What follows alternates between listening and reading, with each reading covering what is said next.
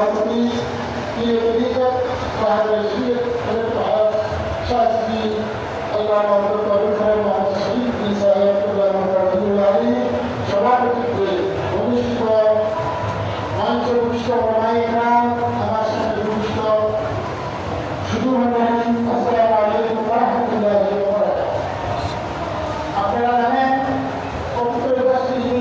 যদি আমরা আল্লাহ নবীর উম্মত হিসেবে আমরা পালন করে যতটুকু লাভবান হব, যদি যার শানে সূরা লাহব নাযিল হয়েছে আবু লাহব মিলাদুন নবী পালন করার কারণে যদি ইয়ৌমুল ইসনাইন সোমবার দিন যদি তার শাস্তি মওকুফ হয়, আর আমরা মুসলমানরা আল্লাহ নবীর উম্মত হয়ে ইমাম আহমদের উম্মতকে আমরা যদি মিলাদুন নবী পালন করি, আর আমাদের শান আমাদের মর্যাদা কতটুকুভাবে আপনারা বুঝতে পারবেন।